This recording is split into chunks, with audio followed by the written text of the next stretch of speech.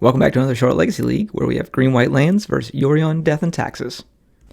David's on the play in this game. We both kept 7. He leads off with a Thoughtseize with a scrub land. This is actually a pretty interesting matchup for both of us. Typically the match is a lot more favored towards Death and Taxes because it can just play the mid-range beatdown, while he is playing the not green, but he's playing the black-white version of the deck as opposed to just the mono-white version of the deck. It is a little bit more difficult for him because he doesn't have all the same fun tools that the mono-white deck has. Sorry about the lens flare there. Some of the nice things about this matchup for me is like the Mother of Runes doesn't matter realistically because all of my creatures are colorless, so he would need to run a Giver of Runes as opposed to Mother of Runes. So that's a plus for me on my side. The downside to this is he does have a little bit more of a tool suite in his deck. Not outrageously great, but he does play 4 Bowmasters, or 3 Bowmasters, 4 Bowmasters, a Lion Sash. He does play the 8 total plows with the 4 Solitudes and the 4 Plowshares kind of thing. Also still has the Recruiters. He is playing a one of the Scarab Swarm card that when it comes into play, it exiles target player's graveyard, and for each artifact and land in there, he gets a 1/1 colorless insect artifact creature token with flying. So that is a really good card against my deck because, of course, I'm playing lands, and it allows him to blow up my graveyard, and then I have to tackle a whole bunch of insects that Tabernacle can sometimes handle, but usually the Death and Taxes deck does have a fair amount of land in play, so it makes it a little bit more difficult for me. The Lion Sash coming into play also makes it difficult because he can eat my lands as well as like my Life in the Loam. But the worst part about it is him eating my lands because it does give it +1/+1. Unlike Scavenging Ooze, that would not benefit from that because it only eats when it eats creatures. It gets +1/+1, not so much the lands that he's going to eat as well. So we'll see an attack here for 3 from me, and I mean you can see that the board state at this point with Thalia, the Stoneforge, the Lion Sash, and the Mom. He's got a pretty commanding lead here, and I don't really have much for it. I think maybe if I would have gone and gotten a Tabernacle, or gone and gotten a map and then gone and gotten Tabernacle, but I'd have been a turn behind on that as well, trying to tax his mana. So it does make it a little bit more difficult for me in this matchup. I'm moving kind of slow with no ramp or anything either, so I think he's looking at attacking me with both of those, but the construct is bigger. And just testing to see if he will eat again, which he does, which will make me Mazavith Lion Sash back so I don't lose my construct. The Crocus in this matchup on his side is pretty good, but it doesn't really hurt me too bad because I'm more on a construct game plan than I am on make a 20/20 fast game plan.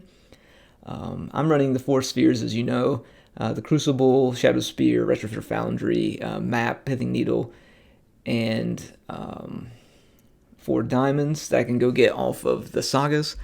Running 4 sagas and 4 wastelands, which is pretty good in this matchup, but right now the deck is just not doing what I need it to do at the moment. So he's got this game 1 very well locked up. Even though I have a Mazavith and some constructs, that Lion Sash can just keep eating away at my graveyard and get bigger and bigger. And I don't really have a way to deal with it other than Mazavith. And if he's able to work through me not being able to keep recurring my Thespian Stage, which I probably should have done with the Loam early, and now we see a Flicker Wisp enter the battlefield as well. This is a really tough matchup, this is a really tough game for me here. Completely tapped out. So he sends over 4, 6, 7 damage and puts me on my back foot for sure here, even with the maze. I need to be able to find anything off of this Loam and that does not do anything for me. Losing the needle doesn't really do anything except it stopped the lion sash there. Yep, see you in game number 2. If you've been enjoying our content, please be sure to like, subscribe, and leave a comment below.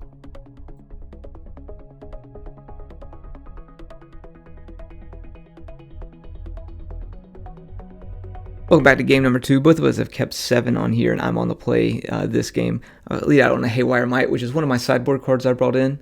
Also brought in 4 Swords of Plowshares, 2 Force of Vigors, a Torpor Orb, and a Tower of the Magistrate. The Tower of the Magistrate is my silver bullet against Cauldra.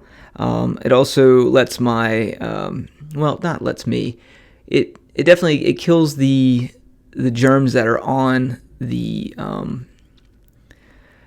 germs that are on either Batterskull or Cauldra Complete, but it doesn't really do too much else in this matchup, but that is the whole reason why I actually have it in the sideboard here. We did lose our little Haywire Might to a Swords of Plowshare early, but we were able to land a Sylvan Library, which in this matchup, with it being the black-white deck, really is a big deal here, because he doesn't have the typical Spirit of the Labyrinth package in his deck that stops me from drawing extra cards off of it. So being able to look at the top 3 cards and kind of pick what I want to take next is really good for me. As you can see, I can fire off a Wasteland here, play my map, and then Swords of Plowshare his Stoneforge Mystic, which makes my game plan really good, and it leaves him a 7 mana creature, and he has the Batterskull in his hand that I can see now, which is even better for me. So we're in really good shape here, being able to just kind of pick what we want off the top of our library, even if it's not anything really worth a shit, but having a Source of Plowshare that we can float around, especially out of reach of his Thought Seizes, is not a bad way to be. It looks like I take 4 here. That way I can have a Plowshare for the next thing he does. I still have a Wasteland and an Aganjo. I'm going to use my map here and go ahead and get a Urza Saga online, which is very important in this matchup. So we'll go back over to his turn and see what he wants to do. And for him, I don't know what exactly he brought in for his sideboard. I imagine it's probably Leyline of the Voids, Surgicals, Magus of the Moon, potentially Peacekeeper, and maybe one of the Council Judgments, but I'm not entirely sure. But I know he does, the Magus of the Moon is really strong against me, as well as the Leylines if they come out early. You do see a Flickerwisp there on the Saga, which is a pretty good play if it were ticked up to 2.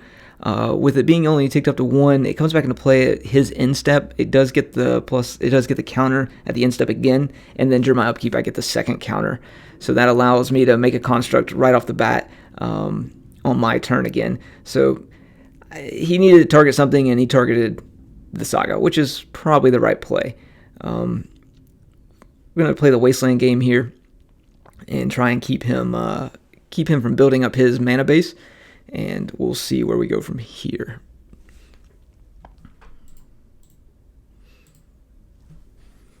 Alright, so he finds his own Wasteland. We're going to probably make a construct here when he pops that, and we do. And he's going to follow that up with a Source of Plowshare. So I just gain 1 life off of that, and then he's going to attack with the 3/1 flyer to knock me down to 15. He has Leyline of the Void in his hand, but it's not quite ready to do that yet.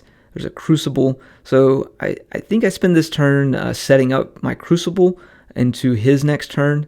I don't really do anything here. There's no reason for me to play the Crucible out and potentially lose it to a Skyclave Apparition or something like that, with not being able to play any mana, or not being able to play the Wasteland or the Saga from my graveyard this turn. So, and I do have a Ganjo that I can take advantage of this turn as well to kill that Flickerwisp if it attacks me. Which I believe is what I choose to do here in just a moment after he makes his play. He does attack, and yeah, I do use my Ganjo here to kill the Flickerwisp. It allows me to set up for my next turn using Crucible, and then I can play Wasteland or Saga. So playing exactly how I wanted it to, he puts a Yorion back into his hand. We look over the Sylvan Library to see if there's anything worth us taking.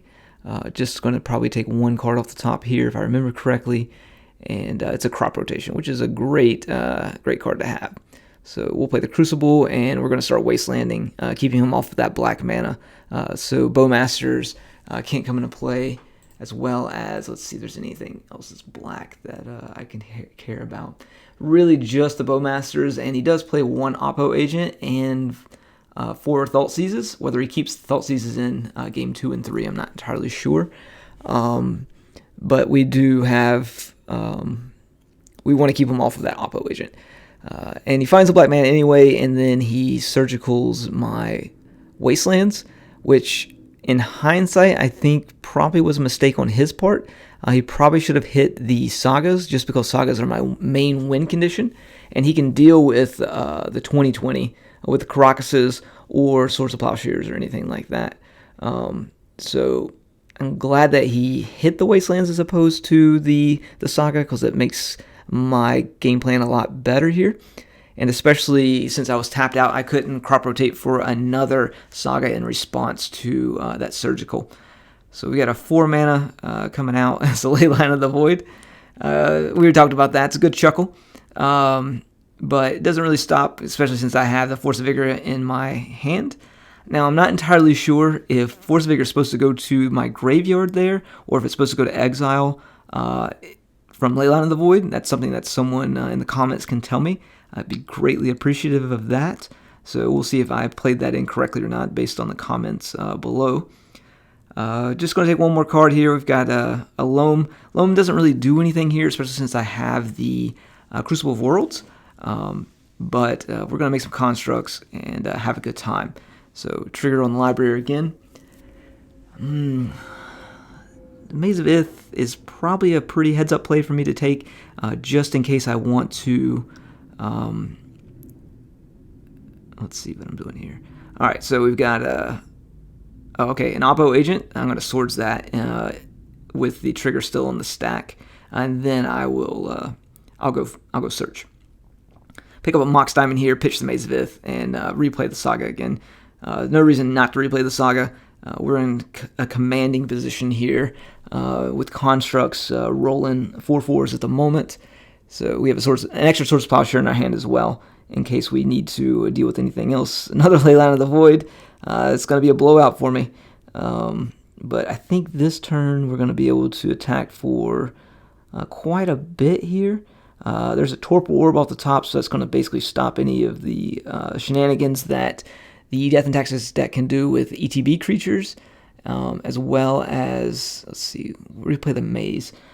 So we can play the Torpor Orb, which will pump up the constructs, and then we can make another construct. So that gives us 5. So it's 10 damage on the board. We'll make another construct, and that'll give us 12 damage on the board. So we'll attack for 12, put him down to 4. And there's not really too much he can do to draw out of this. Sans a Miracle. Finds a land, plays a Batterskull, which I have the Swords of Plowshare for as well. He's asking if the Torpor Orb stops the Germ from coming in. It does not, because it's only creatures, and he's going to scoop it up. See you in game number 3. If you've been enjoying our content, please be sure to like, subscribe, and leave a comment below.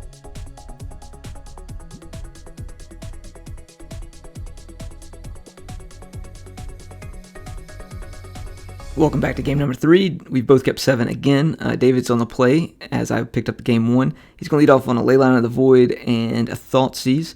It's a pretty good start for him because he can disrupt whatever I want to do. And ideally, I'd want him not to take the Exploration just so I can ramp out faster. But if he does take the Exploration, I do have a backup plan with the Elvish Reclaimer. I could, if he doesn't take the Exploration, play the Yavimaya, then like the Wasteland, and then play the Elvish Reclaimer as well. With that Void out, though, my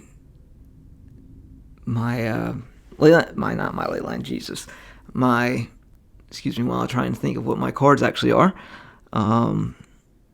Jesus, my Life from the Loam. Yeah, that's a card I play. My Life from the Loam is pretty much garbage here. At this point, so I'm gonna have to play Sans Life from the Loam. I'll pick up a life point there, and we'll go to my turn, I believe. I don't think he follows up with anything else. He attacks for 4 with the Leyline of the Void, and we'll play out a Torpor Orb, which is really good in this matchup. It turns off the Stoneforge Mystics. Let's see what all it turns off here. It turns off Bowmasters, Stoneforge Mystics, Flickerwisp, Recruiter of the Guards, not Oppo Agent, unfortunately, Luring the Third Path, Solitudes. So a pretty good amount of his deck is now turned off. Doesn't turn off the Magus of the Moon or the Kataki that's in his board as well.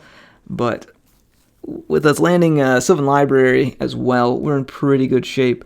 I take a few minutes to decide like what I need to be doing here. It's with the Crop Rotation, Ancient Tomb, and I'm not quite sure what that third card is there.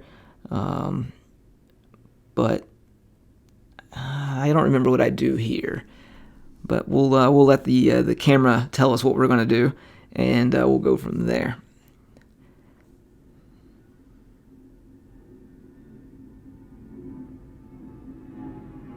It's a lot longer than I thought it was going to be. There's an airplane going over too. So anybody who's flying home today, welcome home. Oh, fuck me. I'm taking forever. Jesus. It's not that hard. Come on, Charlie. Put it together. Alright, after all that bullshit, we're taking 1. That's ridiculous. I wonder why it took so long to think about that. What? It just, like, dude, it's not that hard. Look at that. All that bullshit thinking and time, and I didn't even do anything. So dumb. Alright, anyway, let's see what we come out with here. So we're going to get attack for 2 here. I'm going to take it like a champ. And I think I kept the Crop Rotation, I think. So I'll probably Crop Rotation this, that away. The Ghost Quarter away. Get my Saga plan online. The plus side to the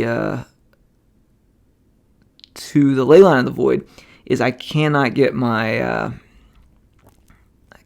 Sagas surgical. I don't know why I'm struggling to talk today. Put a coherent thought together. But I do decide to take 8 because that's what we're here to do. But it is an exploration into a saga and a stage, which is a huge win for me. I choose to use the green mana from Yavimaya and then play my exploration, and now we're cooking with gas here with double saga out with a stage as well. So we're in pretty good shape, I'd like to think.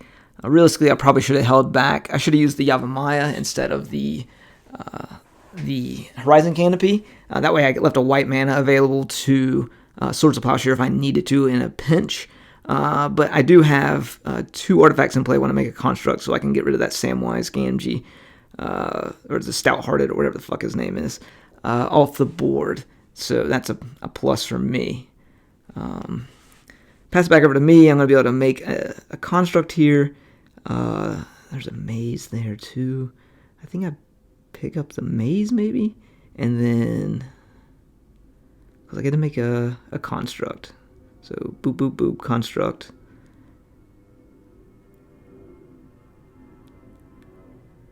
I got a construct, and then I'll get a Haywire Might. I can take out the vial, even though I probably should have just gotten in between all of this shit. I'm getting Thoughtseize as well. So I think he played a fetch land. He fetched, and then he went and got a scrub land, and he Thoughtseized me in between all of that stuff. Anyway, my train of thought I think was Haywire Might. Go get so I can blow up the vial. I should have just got a Pithy Needle instead. Here I think I make a copy of the saga with my stage, just so I have something going. Yeah, that's what I do. So saga becomes, or stage becomes saga. Fetch, go get a Pithy Needle. I think I finally named Aether Vial on that as well. And then I can attack. I don't know why I didn't attack with everything, because I didn't make a construct there. And that's my mistake. I think I thought that that construct just came into play. But there's a punt counter for Charlie. But we're in pretty good position here with with two 5/5s in play and a library in our grip, as well as a Source of Plowshare in hand as well. Just more shit for me there. I think I take the Wasteland maybe, or the Besage. So my stage ticks up, and David packs it up. Thanks for watching. We'll see you next time. If you've been enjoying our content, please be sure to like, subscribe, and leave a comment below.